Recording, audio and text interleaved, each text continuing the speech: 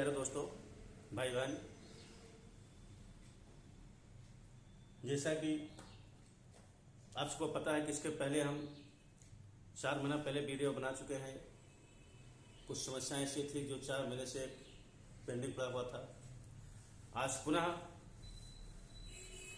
हम नई वीडियो उसी पुराने चैप्टर का ही है, जो पुराना चैप्टर पढ़ा जाता था, जिसकी वीडियो बनाई गई थी, उसी का आगे हम अगला पोर्शन ला रहे हैं। नरेशन, वॉइस और एसएससी में जो क्वेश्चन आते हैं, अलग प्रकार के क्वेश्चनों को हम वीडियो बना चुके हैं इंग्लिश का। और वॉइस के 6-7 वीडियो बना चुके हैं। उसके आगे 8वां पोर्शन पार्ट 8 आज उसी वॉइस का आगे हम बता रहे हैं। और ये चैप्टर चाहे कंपटीशन हो, चाहे एकेडमिक एग्जाम हो, कोई किसी भी बोर्ड का, दोनों के लिए बहुत महत्वपूर्ण स्थान रखता है ये। और ये इसलिए इसमें एग्जाम होने वाला, बोर्ड का एग्जाम होने वाला, कंपटीशन जो चला हो तो चल ही रहा है, लेकिन बोर्ड का एग्जाम होने वाला है, इसलिए हम ये चैप्टर वीडियो बना रहे हैं। और ऐसे प्रश्नों को हम आप सबके सामने रख रहे हैं जो कि बोर्ड में पूछा गया है, चाहे हाई स्कूल का हो, चाहे इंटर का हो। क्योंकि इस समय हम खुद इंटर को हाई स्कूल में पढ़ा रहे हैं इंग्लिश, उसमें हम देख रहे हैं पुराना पेपर सॉल्व करा रहे हैं। इस तरह के क्वेश्चन जो हम एग्जाम्पल में यहाँ पर क्वेश्चन सेट करे हैं, उस प्रकार के क्वेश्चन वहां पर पूछे गए हैं। इसलिए आप सभी वीडियो देखिए, समझिए, डिस्क्राइब करिए और कमेंट भी करिए, जिससे हम पुनः दूसरी वीडियो बनाते समय उसको इम्प्रूविंग उस कमेंट के अनुसार हम काम कर सकें। अब चले आते हैं हम चैप्टर पर। अपने चैप्टर हमारा है इंग्लिश वॉइस चैप्टर है। वॉइस चैप्टर में जो इन्फिनेटिव वर्ब्स होता है, उस इन्फिनेटिव वर्ब्स की वॉइस कैसे बनती है, इसके पहले तो हम बता चुके हैं।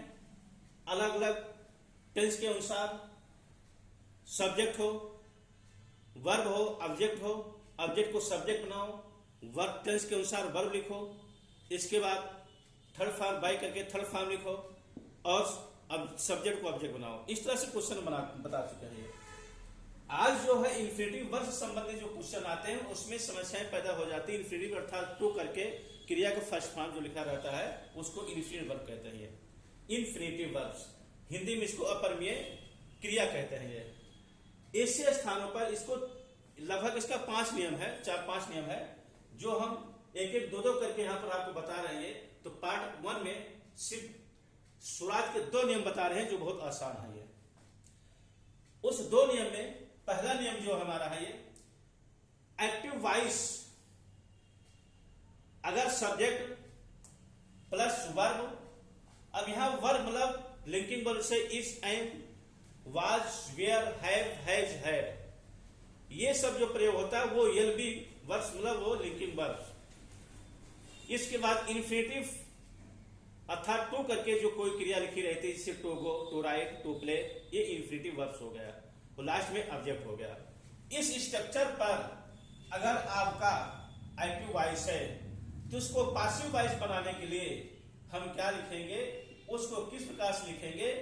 इस ऑब्जेक्ट को अगर ऑब्जेक्ट लिखा गया है, तो ऑब्जेक्ट को हम सब्जेक्ट बनाएंगे, ऑब्जेक्ट को सब्जेक्ट प्लस यही वर्ब जो आपका सेकंड स्थान पर जो वर्ब है, सेकंड स्थान हमारा वही वर्ब रहेगा ये। इसके बाद एक नया चीज यहां पर टू करके वर्ब आपका लिखा गया है, ये तीसरी टू और वर्ब के बीच में आपका बी आ जाएगा। ये तीसरे स्थान पर टू और बी हो जाएगा ये। इसके बाद जो वर्ब का फर्स्ट फॉर्म यहां पर, वही मेन वर्ब आपका यहां पर ये क्या हो जाएगा, यहां आपका थर्ड फॉर्म हो जाएगा। वो ये इस वर्ब को हम थर्ड फॉर्म कर देंगे। इस बाद बाय लिखेंगे और इस सब्जेक्ट को हम यहां ऑब्जेक्ट बना देंगे। ये एग्जाम्पल पर हम चले आते हैं। जैसे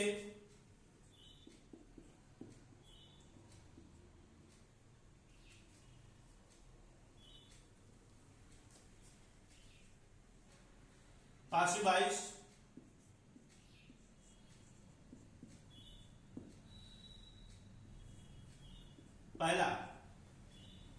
पहला एग्जाम्पल देखते हैं। आई एम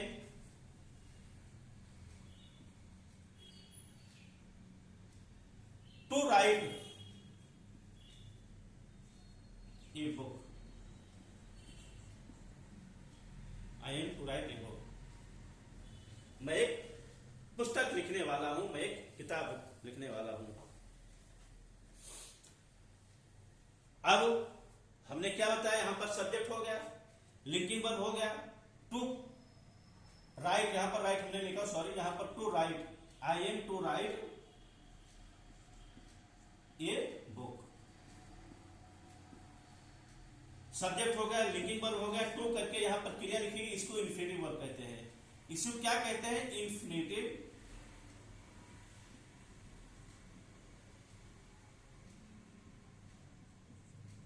वर्ब कहते हैं इसको ये। फिर इसके बाद ये हमारा क्या हो गया, ऑब्जेक्ट होगा ये, और ये सब्जेक्ट है ये, और ये लिंकिंग वर्ब हो गया यल बी। इस तरह से ये स्ट्रक्चर हमारा, अर्थात इस रूप में स्ट्रक्चर हमारा मिल रहा है। देखिए, सब्जेक्ट हो गया, यल बी हो गया, इन्फिनेटिव वर्ब हो गया यल बी, इसके बाद आपका ऑब्जेक्ट होगा ये। अब इसका जब हम पासिव वॉइस बनाएंगे तो क्या करेंगे, इसको हम यहां लिखेंगे, अर्थात क्या लिखा गया है, ये ऑब्जेक्ट, अर्थात इस ऑब्जेक्ट को सब्जेक्ट बनाओ, जो पुराना नियम है पिछले और उसमें बता चुके हैं। आप सब कृपया करके हमारी पुरानी वीडियो जो है इंग्लिश का पार्ट 30 से लेकर पार्ट 39, उसमें हमने लिखा इंग्लिश पार्ट 30, 31, 32 से लेकर 37, 38 तक जो हमारा है, वो अलग अलग पेपरों में एसएससी में जो क्वेश्चन 18, 19 से पूछा गया है, उस पेपर के क्वेश्चन को हमने बताया है, उसको आप सब कृपया करके देख लीजिएगा। अब आगे इसमें देखिए, इस ऑब्जेक्ट को सब्जेक्ट हम बना रहे हैं, ये बुक, ये बुक। फिर इसके बाद ऑब्जेक्ट को सब्जेक्ट बनाए, फिर वर्ब यल बी, अर्थात सहायक क्रिया लिखेंगे, लिंकिंग वर्ब लिखेंगे, इसको लिंकिंग वर्ब कहते हैं, टू बी, अर्थात ये बुक। अब यहां पर कौन सा टेंस है, प्रेजेंट टेंस है, प्रेजेंट टेंस, अर्थात इस एम आर का प्रयोग है, टेंस पर आधारित वाक्य नहीं है। तो यहां पर जब वर्तमान बात हो रही है तो यहां पर इसके साथ, एक बुक के साथ इज होगा, ये बुक यहाँ आई साथ आए है, बुक के साथ इज होगा, इस सब्जेक्ट के साथ इसको हम, जैसे ये आई साथ आए है, जिसके साथ इज होगा, ये बुक इज। इसके बाद टू बी, अगला क्या होगा यहां पर, ये टू बी क्या होगा, ये book is to be, subject ये हो गया, वर्ब हो गया, टू बी हो गया, मेन वर्ब, मेन वर्ब का थर्ड फॉर्म टू बी, अर्थात मेन वर्ब क्या हमारा ये, अर्थात इसको वर्ब बना लीजिए, मेन वर्ब बना लीजिए। जब यहां टू बी हो गया तो इसको मुख्य वर्ब बना लीजिएगा। इसका राइट का रिटर्न, रिटर्न, ये book is to be return. इसके बाद बाई, जो पहले हम दे चुके हैं, डोर का अर्थात एजेंट का प्रयोग, बाई आई का मी, ये book is to be return by me. हो सकता है किसी किसी किताब में यहां पर बाई मी नहीं लिखा हो, लेकिन चाहे इसको लिखो, चाहे लिखोगा लिख दे तो आपको और स्पष्ट क्लियर हो जाएगा ये, इस तरह से ये, अर्थात यहां पर ऑब्जेक्ट जो आपका लिखा गया स्ट्रक्चर में, ऑब्जेक्ट यहां पर, इस सब्जेक्ट को ऑब्जेक्ट यहां पर बना दिया गया है। ये आपका फर्स्ट एग्जाम्पल होगा। ये सेकेंड एग्जाम्पल, सेकेंड एग्जाम्पल देख सकते हो, ये I have to do this work, I have to do this work, this work पहले कर दीजिए इसको, ये दिस वर्क, दिस वर्क,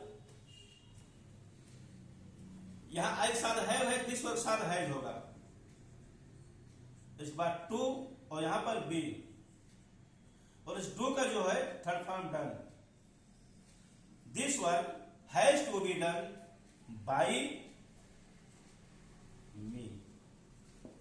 इस प्रकार के दो एग्जाम्पल हमने बताया आपको। ये अब ये फर्स्ट जो नियम है, फर्स्ट नियम के दो एग्जाम्पल हो गया। इस दो एग्जाम्पल में कहीं आपको कोई समस्या हो तो उसको पुनः कमेंट में, मोबाइल में, उसमें जो आप प्रोसेस कर रहे हैं उसमें इसको कमेंट्स करिएगा। अगली जब वीडियो हम कल बनाएंगे, इसका पार्ट 2 बनाएंगे, तो जो कहीं कुछ कमी होगी या नहीं समझ में आएगा उसको पुनः हम फिर आपको उसको बता देंगे। ये अब आगे नियम दूसरा क्या है, ये रूल्स 2, मतलब दूसरी प्रकार का जो टू करके इंफिनिटिव वर्ब जो आता है वो दूसरी प्रकार का क्या होता है। ये यहां पर देखिए, इसमें क्या है, देयर। अगर वो देयर से प्रारंभ होता है, क्या एक्टिव वॉइस अगर देयर से प्रारंभ होता है तो क्या करेंगे हम, ये देयर से प्रारंभ होने पर शुरुआत में देयर होता है, ये देयर। इसके बाद वर्ब अर्थात वही वर्ब मतलब ये लिंकिंग वर्ब। फिर उसके बाद एक चीज यहां पर आप एक नया चीज आ गया, नाउन, जो सब्जेक्ट आपका है ये। फिर इस बाद इन्फिनिटिव हो गया, इन्फिनिटिव अर्थात वही टू के साथ क्रिया का फर्स्ट फॉर्म जो होता है, ये वी फर्स्ट मतलब क्रिया फर्स्ट फॉर्म, बी फर्स्ट मतलब क्रिया फर्स्ट, जैसे टू राइट, जैसे यहाँ पर टू राइट था, टू गो था, टू के साथ क्रिया हमेशा फर्स्ट फॉर्म होता है, इसलिए यहाँ वी फर्स्ट लिखा गया, वी फर्स्ट फॉर्म होगा। ये स्ट्रक्चर के साथ हमको बता रहे हैं, इसलिए थोड़ा समय ज्यादा लग रहा है। स्ट्रक्चर आप देख लीजिए, स्ट्रक्चर दोनों एक्टिव का पासिव का, एक्टिव का स्ट्रक्चर कैसे होता है, पासिव का स्ट्रक्चर कैसे होता है, दोनों हम साथ साथ बता रहे हैं। तब से बाद एग्जाम्पल बता रहे हैं। अभी तक क्या था, बिना स्ट्रक्चर का क्वेश्चन बताते थे, इसके पहले जिन्हें बताए हैं, लेकिन अब जो हम बताएंगे स्ट्रक्चर के साथ क्वेश्चन बताएंगे, जिससे आपको उस स्ट्रक्चर के साथ स्टेप बाय स्टेप उसको आप रखते चले जाइएगा।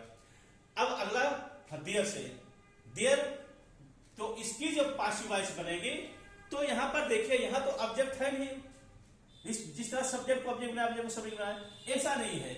यहां पर जो आपका लास्ट में है ये इन्फिनिटिव वर्ब है, तो इन्फिनिटिव वर्ब को हम पहले लिखें, यहां पर देयर से ही प्रारंभ किया जाएगा। सबसे पहले देयर लिखेंगे, वही वर्ब लिखेंगे लिंकिंग वर्ब, वही चीज रहेगा जो हमारा एक्टिव में है।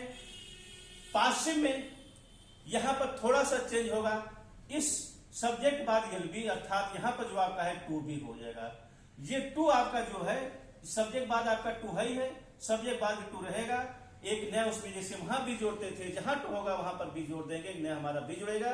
इसके बाद यहां पर मेन वर्ब का थर्ड फॉर्म होगा, ऑब्जेक्ट यहां आगे कुछ होगा नहीं क्योंकि सब्जेक्ट तो यहां पर है नहीं है, इसलिए इसको ऑब्जेक्ट बनाएंगे नहीं। वही नियम जो है, जो नियम आपका ऊपर था वही नियम यहाँ है। अंतर क्या है, एक चीज यहां पर आपका बीच में नाउन जुड़ गया है, इसके एलबी के बाद में, एलबी और इन्फिनिटिव के बीच में आपका सब्जेक्ट जुड़ गया है, नाउन इसको कहा गया है।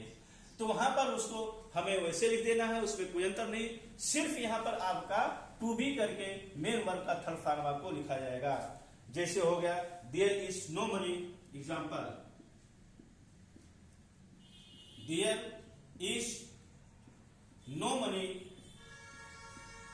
There is no money to buy, खरीदने के पास, खरीदने के लिए कोई पैसा नहीं है। देयर इज नो मनी, कोई पैसा नहीं है, टू बाई मतलब खरीदने के लिए, मतलब कुछ चीज खरीदा जा रहा, उसको खरीदने के लिए कोई पैसा नहीं है। तो यहां पर देयर से प्रारंभ हो रहा है, वही स्ट्रक्चर हमारा देखिए, देयर ये हमारा एक्टिव हो गया। जब इसका हम पासिव बनाएंगे तो यही चीज फिर देयर से प्रारंभ करेंगे, देयर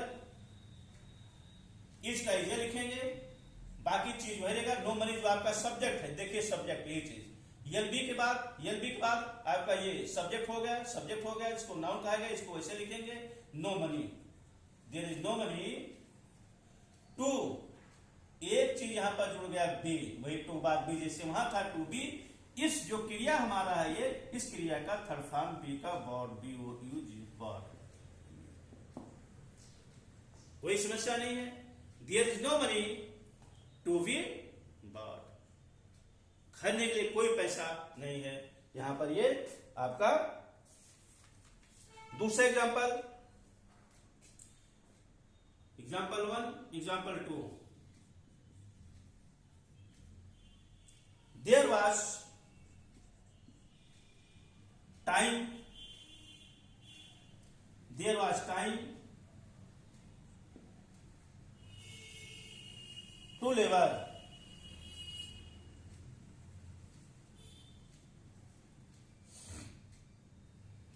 लेबर मीन्स मजदूरी करना, यहां पर लेबर मीन्स मजदूरी, टू है इसलिए मजदूरी करना।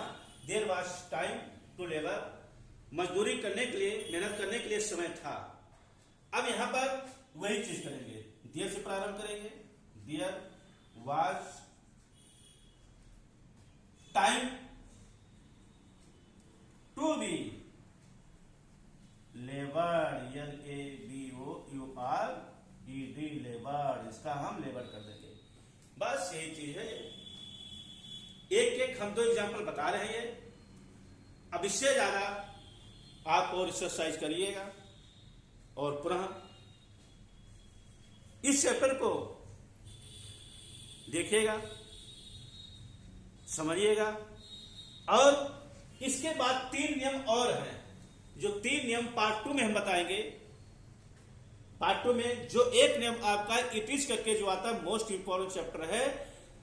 इंटर के एग्जाम में, यूपी बोर्ड इंटर के एग्जाम में 20 में और 19 में इस प्रकार के क्वेश्चन आ चुके हैं। ये इट इज वाला जो अभी अगली वीडियो में बनाएंगे, वो इट इज करके किस प्रकार के क्वेश्चन है उसको देखिएगा। ये कृपया करके सब्सक्राइब कर दीजिएगा। धन्यवाद।